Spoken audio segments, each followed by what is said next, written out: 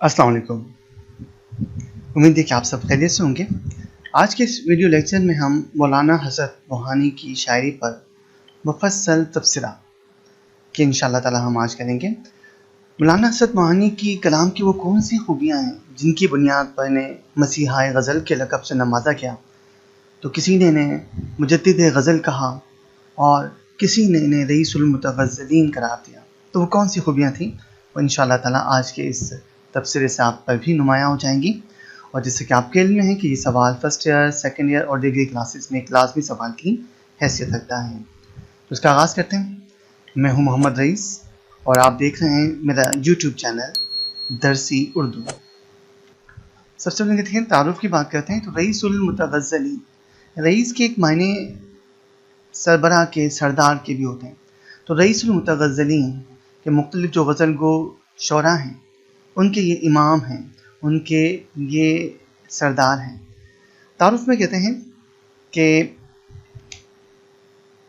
सैयद फजलुल हसन नाम और हसरत तखल्लुस था। आप 1875 में अवध के एक छोटे से कस्बे मोहान में पैदा हुए।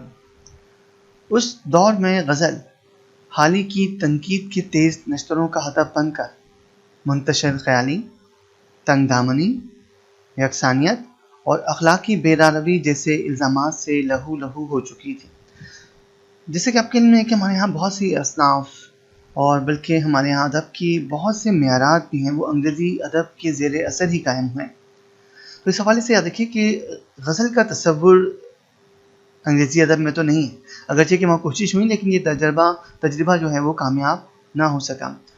तो इसी अंग्रेज़ी अदब के ज़ेर असर जो है वो, क्योंकि वहाँ नज़्म बहुत ज़्यादा नुमायाँ है, बल्कि शायद उनके जो नुमायाँ तरीन उनमें से एक है, तो इसको जब उर्दू अदब में अपनाने की कोशिश की और नज़्म के मयार पर जब गज़ल को परखने की कोशिश की तो फिर गज़ल में बेशुमार खामियाँ नज़र आने लगीं। और एक ऐसा वक्त भी आया कि लगने लगा कि शायद गज़ल का वजूद ही उर्दू अदब की दुनिया से ख़त्म होकर रह जाएगा। लेकिन ऐसे कठिन मरहले में, ऐसे मुश्किल हालात में हसरत मोहानी जैसे शौरा ने दोबारा से गज़ल की सरबुलंदी के लिए कोशिशें की, और ना सिर्फ कोशिशें की बल्कि गज़ल हकीकत में क्या है उसके मयार को भी एक बार फिर दुनिया के सामने पेश कर दिया। तो कहते हैं कि अंग्रेज़ी अदब के ततब्बुओ में, यानी इत्तिबा में, उसकी पैरवी में, तो अंग्रेज़ी अदब के ततब्बुओ में बढ़ते हुए नज़्म गोई के रुझान ने गज़ल को तन्हा कर दिया था। हुस्न और इश्क के मज़ामीन को जो लहू बनकर गज़ल के बदन में दौड़ते हैं, मकसदी जज्बे के गलबे के सबब शजरे ममनुआ करार दिया जा चुका था, और यूँ गज़ल को उर्दू बदर करने में कोई कसर उठा नहीं रखी गई थी। हसरत ने इस गज़ल दुश्मन फ़ज़ा में गज़ल की निशातुस्सानिया का अज़ीम कारनामा सर अंजाम दिया और रईसुल मुतग़ज़्ज़लीन के लक़ब से नवाजे गए। हसरत उर्दू की तमाम सेहतमंद रिवायात के चश्मों से सैराब हुए। मीर का गुदास, मुसफ़ी की सादा गोई, गालिब की इंसानी नफ्सियात, नसीम की शीरी ज़ुबान और मोमिन की मामला बंदी के तमाम रंग हसरत के कलाम में बदरजाए आला मौजूद हैं। हसरत इन रिवायत के महज मुतक़िद नहीं हैं, बल्कि वो इन रिवायतों से वाबस्ता रहकर एक नई रिवायत की दाग बेल डालते हैं, और यही रिवायत वो मुनफरिद और दिल मोह लेने वाला रंग हसरत है जिसे सब ने उर्दू गज़ल का मयार तस्लीम किया है। तो हसरत के यहाँ तकलीद बहुत ज़्यादा पाई जाती है, लेकिन इस तकलीद ने आगे चलकर तख्लीक का दर्जा हासिल कर लिया है, और यही हसरत मोहानी की बहुत बड़ी खूबी शुमार की जाती है। खुद कहते हैं, यानी हसरत मोहानी का खुद अपने बारे में क्या ख्याल है, अपने कलाम के बारे में क्या ख्याल है कि असर जो नग़्मे हसरत में है वो और कहाँ, कलाम देख लिया सुन लिया हज़ारों का, है ज़ुबाने लखनऊ में रंगे दहली की नमूद, तुझसे हसरत नाम रोशन शायरी का हो गया, गालिब व मुसहफ़ी मीरो नसीमो मोमिन, तबे हसरत ने उठाया है हर उस्ताद से फैज़। हसरत एक हमा जहर शख्सियत के मालिक थे। इनकी शख्सियत के कई पहलू थे और हर पहलू बहुत नुमायाँ, बहुत खूबसूरत। वो एक قادر قادر الکلام شاعر ہونے کے ساتھ ساتھ ایک عظیم ادیب، بالغ نظر، ناقد، نڈر صحافی، بعمل صوفی، بے باک سیاسی رہنما اور تحریک آزادی کے سچے سپاہی بھی تھے۔ ان کی شخصیت میں قرون اولا یعنی اسلام کا ابتدائی زمانہ، تو قرون اولا کے مسلمانوں کی جھلک نظر آتی تھی۔ آپ ان کی تصویر کی طرف دیکھیے تو ایک سادگی کا پیکر نظر آتے ہیں، کتنی بڑی شخصیت اور سادگی آپ دیکھیے، بہت ان کی شخصیت اس حوالے سے بھی بڑی ممتاز ہمیں نظر آتی ہے۔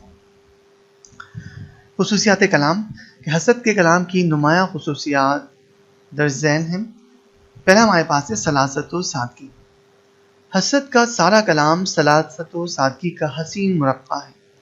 یہ سادگی سہل ممتنع کی حدوں کو چھوتی نظر آتی ہے۔ سہل ممتنع شاعری کی زبان میں ہم استعمال کرتے ہیں کہ بظاہر تو ہمیں کسی شاعر کا شعر بہت آسان لگتا ہے، ہمیں ایسا محسوس ہوتا ہے تو یہ تو بہت سامنے کی بات ہے، سیدھی سی بات ہے، بہت سیدھے الفاظ میں گئی، سیدھے سادھے الفاظ میں گئی ہے، ہم بھی ایسا کر سکتے ہیں۔ لیکن جب اس سادگی کو حاصل کرنے کی کوشش کرتے ہیں تو پتہ چلتے ہیں تو یہ تو بہت ہی مشکل کام ہے۔ تو یہ ایک رنگ، ایک پہلو جو ہے یہ سہل ممتنع کہلاتا ہے۔ تو وہ ثنائے بدائے کے جال بننا پسند نہیں کرتے۔ ان کے جذبات کی معصومیت زبان کی سادگی کے رنگ میں رنگ کر دو آتشہ ہو جاتی ہے۔ حسرت نے فارسی تراکیب کا بھی بحسن و خوبی استعمال کیا ہے، لیکن سلاست و سادگی کا دامن کہیں بھی اپنے ہاتھ سے نہیں چھوڑا۔ اب دیکھیے کچھ اشعار ان کے کلام سے ہم نے انتخاب کیے ہیں، اور میں نے پہلے بھی کہ جو شعراء کرام تھے ان کی شاعری اور تبصروں کے درمیان یہ بات آپ کے گوش گزار کی کہ میں کافی زیادہ اشعار کا انتخاب کرتا ہوں، لیکن آپ ان میں سے کم دو اشعار ضرور اپنے، جب آپ تبصرے کا سوال آپ حل کریں گے تو دو آپ کم از کم ضرور لکھیں۔ دو سے زیادہ ہو جاتے ہیں بہت اچھی بات ہے، لیکن دو سے کم نہیں ہونے چاہیے۔ تو ان اشعار میں جو آپ کو زیادہ اچھے لگتے ہیں، جو آپ کے مزاج کے مطابق ہیں، آپ کو زیادہ متاثر کرتے ہیں، تو انہیں یاد کرنا بھی آپ کے لیے آسان ہوگا، تو آپ اس حوالے سے خود انتخاب کر سکتے ہیں۔ کیا کہوں تم سے مدعا کیا ہے، کاش میں خود ہی جانتا ہوتا۔ پوچھتے ہیں وہ جانثاروں کو، تم بھی حسرت اٹھو سلام کرو۔ رات کی بات کا مذکور ہی کیا، چھوڑیے رات گئی بات گئی۔ یہ تو ضرب المثل بن گیا ہے۔ تجھ کو پاسے وفا ذرا نہ ہوا، ہم سے پھر بھی تیرا گلا نہ ہوا۔ کٹ گئی احتیاط عشق میں عمر، ہم سے اظہار مدعا نہ ہوا۔ ایسے بگڑے کہ پھر جفا بھی نہ کی، دوستی کا بھی حق ادا نہ ہوا۔ اب دیکھیے ہم نے اشعار کے ساتھ یہ شعر کی علامت لگائی ہوئی ہے، لیکن یہاں پر ایک ہی لگائی ہے، اصل میں ایک ہی غزل کے 3 اشعار لکھے ہوئے ہیں، انفرادی الگ الگ نہیں لیے، تو صرف ایک ہی مرتبہ میں نے اس علامت کا استعمال کیا ہے۔ اگر یہ الگ الگ غزلوں سے ہم انتخاب کرتے ہیں، انفرادی اشعار ہوتے تو پھر ہم یقیناً اس کے ساتھ الگ الگ یہ علامت کا استعمال کرتے ہیں۔ احیائے رسم عاشقی۔ حسد کا سب سے بڑا کارنامہ سچی رسم عاشقی کا احیاء ہے، یعنی اس کا ایک بار پھر آغاز ہے۔ اردو شاعری کا روایتی محبوب ایک رندے بازاری سے زیادہ کچھ نہیں ہے۔ یہ ایک حقیقت ہے، اور بعض لوگوں نے اعتراض کیا اور بالکل ٹھیک کیا کہ اگر آپ بہت سارے شعراء میں ان کے جو محبوب کا تصور ہے، جو ان کا عشق کا تصور دیکھیں تو لگتا ہے کہ سارے شعراء کا جو محبوب ہے وہ کوئی ایک ہی شخصیت نظر آتی ہے، بڑا ایک نمایاں مصنوعی سا ایک ہمیں شخصیت نظر آتی ہے۔ لیکن اس حوالے سے حسرت موہانی نے اردو ادب میں ایک بہت بڑا اضافہ کیا۔ وہ کیا تھا؟ دیکھیے تو اردو شاعری کا روایتی محبوب ایک رندے بازاری سے زیادہ کچھ نہیں ہے، جو اپنے عشاق کی تعداد میں اضافہ ہوتے دیکھ کر خوش ہوتا ہے اور ان پر ظلم کے نئے نئے پہاڑ توڑتا ہے۔ حسرت نے اردو غزل کو ایک جیتے جاگتے، شرماتے لجاتے محبوب سے روشناس کرایا ہے، جس کی چوڑیوں کی کھنک، قدموں کی چاپ اور چہرے پر چھائی حیا کی سرخی حسرت کے کلام کے رگ و پے میں سمائی ہوئی ہے۔ حسرت کا عشق 4 دیواری میں پروان چڑھتا ہے، شرم و حیا کے رنگوں سے سجا اور دھیمے دھیمے جذبوں کی آنچ لیے عشق کا یہ روپ اردو شاعری میں حسرت ہی کی عطا ہے۔ کچھ اشعار ملاحظہ کیجیے تو آپ کو دیکھیے عشق کا ایک ایسا تصور نظر آئے گا جس میں مصنوعیت نہیں، جس میں بازاری پن نہیں۔ وہ شرمائے بیٹھے ہیں گردن جھکائے، غضب ہو گیا ایک نظر دیکھ لینا، نہ بھولے گا وہ وقت رخصت کسی کا، مجھے مڑ کے پھر ایک نظر دیکھ لینا، وہ شرمائی صورت وہ نیچی نگاہیں، وہ بھولے سے ان کا ادھر دیکھ لینا۔ دیکھیے ایک اور غزل سے شعر کا انتخاب ہے کہ عشق میں جان سے گزر جائیں، اب یہی جی میں ہے کہ مر جائیں، شب وہی شب ہے دن وہی دن ہے، جو تیری یاد میں گزر جائے، دیکھنا بھی تو انہیں دور سے دیکھا کرنا، شیوائے عشق نہیں حسن کو رسوا کرنا، حال کھل جائے گا بے تابی دل کا حسرت، بار بار آپ انہیں شوق سے دیکھا نہ کریں۔ جمالیاتی عنصر یعنی جو خوبصورتی جمال خوبصورتی کے لیے استعمال کرتے ہیں، تو جمالیاتی عنصر حسرت کی شاعری جمالیات میں رچی بسی ہوئی ہے، وہ حسن کے سحر میں معاف کیجیے گا حسن کے سحر میں کھو سے جاتے ہیں۔ اصل میں سحر جو ہم زیر سے پڑھتے ہیں یہ جادو کے لیے استعمال کیا جاتا ہے، اور سحر جو زبر سے پڑھتے ہیں وہ صبح کے لیے استعمال کیا جاتا ہے۔ تو وہ حسن کے سحر میں کھو سے جاتے ہیں اور پھر حسن کی تصویریں تمام تر جزیات سمیت اپنے اشعار میں کھینچ دیتے ہیں۔ حسن کی ہر ادا ہر انداز ان کے کلام میں اپنے جوبن پر نظر آتا ہے۔ روشن جمال یار سے ہے پیرہن تمام، دہکا ہوا ہے آتش گل سے چمن تمام، اللہ نے جس میں یار کی خوبی کے خود بخود، رنگینیوں میں ڈوب گیا پیرہن تمام، لایا ہے دل پر کتنی خرابی اے یار تیرا حسن شرابی، پیراہن اس کا سادہ و رنگین یا عکس میں سے شیشہ گلابی، پھرتی ہے اب تک دل کی نظر میں کیفیت اس کی وہ نیم خوابی، ایک بر کے تباں ہے کہ تکلم ہے تمہارا، ایک سار ہے لرزاں کہ تبسم ہے تمہارا۔ یہ سحر پڑھیں گے زبر سے صبح کے لیے استعمال کیا گیا۔ ندرت ادا ندرت انفرادیت نیا پن اچھوتا پن، تو جانے پہچانے جذبات و احساسات بھی حسرت کی شاعری میں منفرد لب و لہجے میں ادا ہوتے ہیں، جس میں بظاہر کچھ نیا نہیں ہوتے ہوئے بھی ایک نیا پن ضرور محسوس ہوتا ہے۔ ان کے کلام کی یہ انفرادیت حسرت کی ندرت ادا کی دین ہے، جو اپنے قارئین کو محو کر دیتی ہے۔ کچھ اشعار ملاحظہ کیجیے کہ اس نے دیکھا تھا کس نظر سے مجھے، دل میں گویا سما گئیں آنکھیں، ہو کے نادم وہ بیٹھے ہیں خاموش، صلح میں شان ہے لڑائی کی، خود ہے اقرار انہیں اپنی ستم گاری کا، پھر بھی اصرار ہے مجھ سے کہ میں ایسا نہ کہوں، نہیں آتی تو یاد ان کی مہینوں تک نہیں آتی، مگر جب یاد آتے ہیں تو اکثر یاد آتے ہیں۔ اور اگلا شعر ضرب المثل، ایک خرد کا نام جنوں پڑ گیا، جنوں کا خرد، جو چاہے آپ کا حسن کرشمہ ساز کرے۔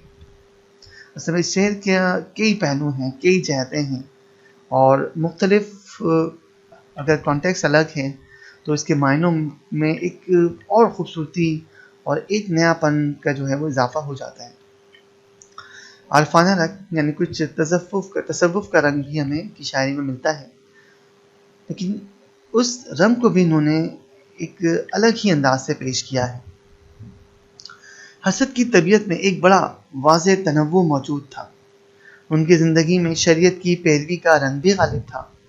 وہ مولانا شاہ عبدالرزاق فرنگی محل سے انتہائی عقیدت رکھتے تھے۔ شریعت و طریقت کے پابند اس انسان کی زندگی بھی سادگی کا قابل رشک نمونہ تھے۔ شریعت کی اس پابندی اور طریقت سے گہری وابستگی نے ان کے کلام میں عارفانہ رنگ بھی بھر دیا ہے۔ یہ عارفانہ رنگ بھی عشق و محبت ہی کی زبان میں جلوہ گر ہے۔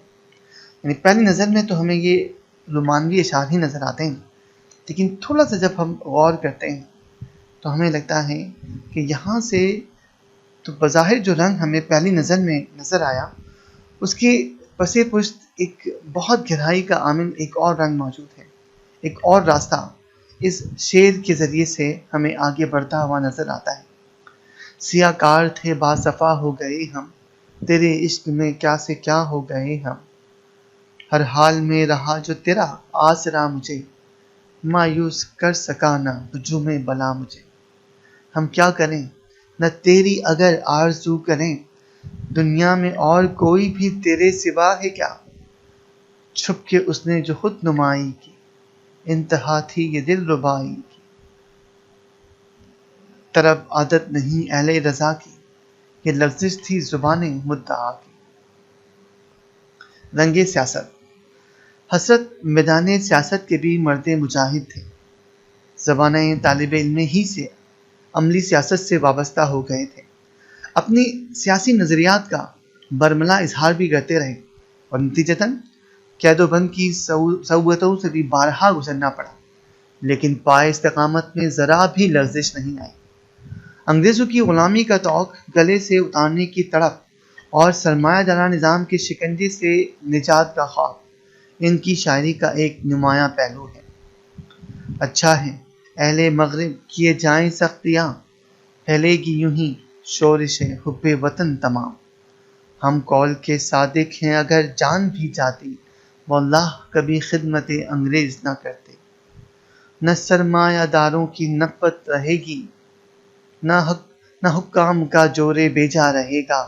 زمانہ وہ جلد آنے والا ہے جس میں کسی کا نہ محنت پہ دعویٰ رہے گا۔ اچھا ہوا کہ خاطر حسرت سے مٹ گئی ہے بس ایک جو خطرہ دار و رسن میں تھے۔ ربط و تسلسل۔ غزل پر رضا خیالی کا الزام بڑی شد و مت سے لگایا جاتا ہے، گو کہ خیالات اور مضامین کا یہ تنوع غزل کی خامی نہیں بلکہ خوبی ہے۔ رنگ برنگ گلدستہ یکساں رنگ و روپ کے حامل گلدستے کے مقابلے میں زیادہ خوبصورت اور زیادہ جاذب نظر ہوتا ہے۔ بہرحال حسرت کی بے شمار غزلیں ایک موڈ اور ایک مزاج کی بھی ہیں، یعنی مسلسل غزلیں۔ اب ان غزلوں سے ہم نے مطلوع کا انتخاب کیا ہے۔ اب جب آپ اگر یہ پوری غزلیں پڑھیں تو آپ کو ایک ہی رنگ، ایک ہی موڈ، ایک ہی مزاج آغاز سے اختتام تک نظر آئے گا، تو ایسی غزلیں مسلسل غزلیں کہلاتی ہیں۔ تو مسلسل غزلوں کے مطلب دیکھ لیجئے، یہ غزل آپ پوری پڑھیے گا، بہت اچھا لگے گا کہ چپکے چپکے رات دن آنسو بہانا یاد ہے، ہم کو اب تک عاشقی کا وہ زمانہ یاد ہے، یاد ہیں سارے وہ عیشے با فراغت کے مزے، دل ابھی بھولا نہیں آغاز الفت کے مزے، توڑ کر عہد کرم نہ آشنا ہو جائیے، بندہ پرور جائیے اچھا خفا ہو جائیے۔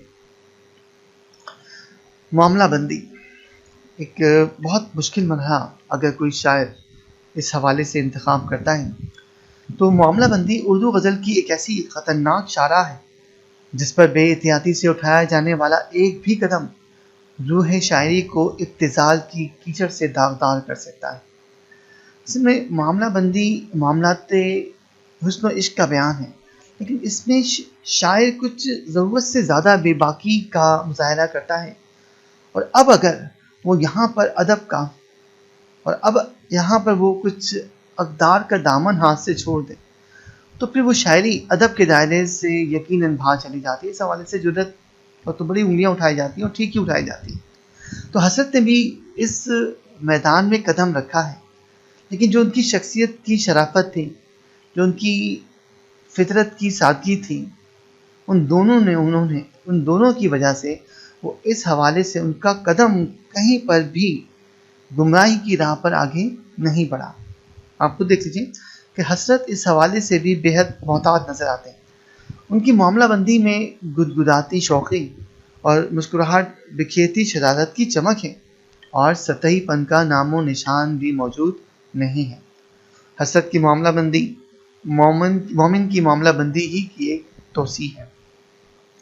آئینے میں وہ دیکھ رہے تھے بہار حسن، آیا میرا خیال تو شرما کے رہ گئے، بزم اغیار میں ہر چند وہ بیگانہ رہے، ہاتھ آہستہ میرا پھر بھی دبا کر چھوڑا۔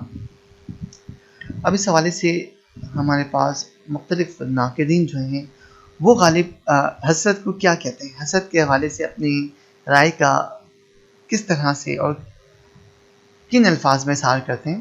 تو کچھ آرا ملاحظہ کیجیے کہ حسرت اردو غزل کی تاریخ میں سب سے بڑے مقلد ہیں، پیروکار ہیں، پیروی کرنے والے، لیکن انہوں نے تقلید کو تخلیق بنا دیا۔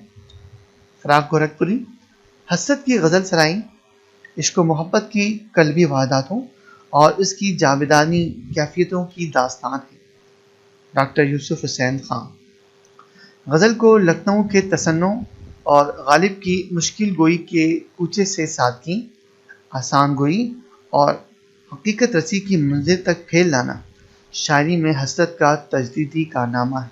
علامہ سید سلیمان ندوی۔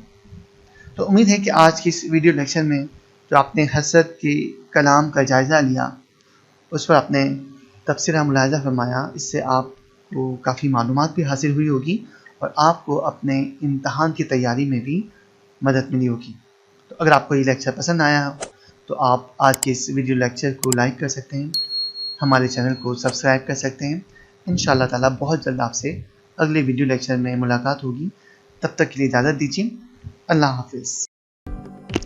آپ سیکنڈری اسکول کے طالب علم ہوں یا کالج کے، آپ ڈگری کلاس میں زیر تعلیم ہوں یا آپ کسی بھی پروفیشنل ادارے میں انٹری ٹیسٹ کی تیاری کر رہے ہیں، انگلش تمام ایگزامز اور ٹیسٹ کا لازمی حصہ ہے اور اب اس کی تیاری کرنا بے حد آسان ہے۔ ہمارا channel easy English by Muhammad Raees English grammar کے مشکل ٹاپکس کو بھی انتہائی آسان اور دلچسپ انداز میں پیش کرتا ہے اور ہر ٹاپک کے اختتام پر مختلف امتحانی پرچجات میں آنے والے سوالات حل کر کے بہترین عملی مشق کی سہولت بھی فراہم کرتا ہے۔ تفصیلی مطالعے اور مکمل مہارت کے حصول کے لیے ہمارے channel easy English by Muhammad رئیس کو وزٹ کیجیے۔ ہمیں یقین ہے کہ آپ ہمارے تعلیمی معیار اور دلکش پیشکش کو ضرور پسند کریں گے۔